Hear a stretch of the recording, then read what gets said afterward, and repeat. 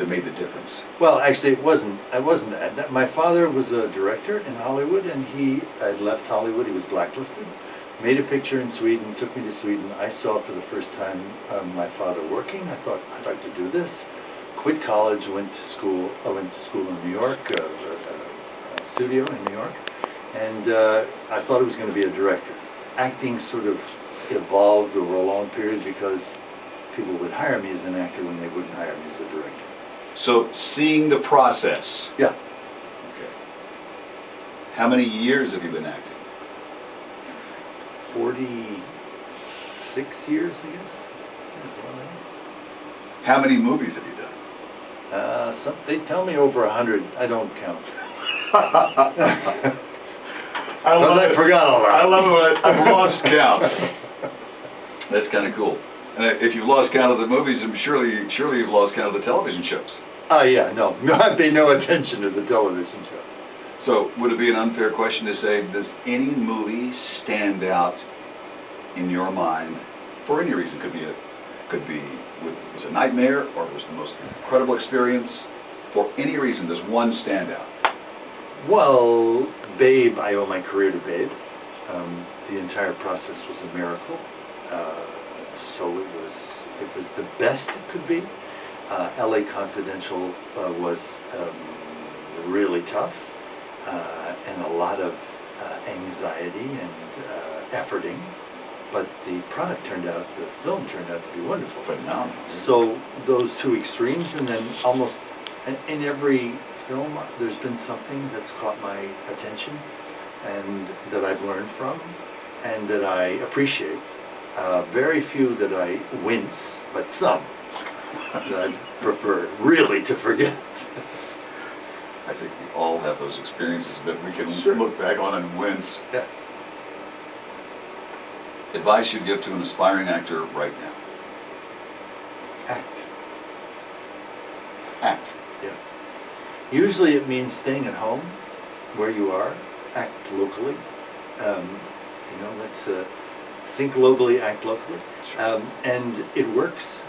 Because the internet is going to allow, I think as it develops, filmmakers, local filmmakers, to make films about local issues with, their compatriots, people that they know and trust, and distribute them on the internet and compete with major motion pictures. I always tell everybody, stay out. LA is, it's a meat grinder. And it will, some people come out unscathed, but most of them get ground to pieces. Chewed up and spit out. Yeah. Congratulations on your career achievement award for me. Its longevity is the key. I can't believe you said that, because I had a question for you, and we'll go ahead and put this in the short one too. Subtracting talent from the equation. Okay. I was going to ask you to what you attributed your long work history. My teacher, Milton Kinselis, always said it's not even 10% talent. It's 90% attitude. And my attitude was really awful because I had a big chip on my shoulder for a long time, and I did not like the process of being evaluated and rejected, and I got really testy. And I never seemed to get it until, like a lot of people happened to Laurence Olivier too, when he did Richard III. When Babe was a success, and this sort of, it was because I gave up my, all my opinions and, my sense of being superior, my snobbishness, and I really said, look, I'm going to participate 100% in this picture, and be here and enjoy it and have fun and contribute. And it was magic from the day I got off the plane. And once I got that acknowledgement, I realized, oh wow, it's all up to me. It's my attitude creates the circumstances in which I work. If I want it to be a joy, it will be a joy. If I want it to be a terror, I can make it into the worst. Anything. Well, so a taste of success turned your whole attitude around. Yeah. It not only success, but also success in the sense that it was something that I valued. I thought what it stood for and what it said and how it reached people was important.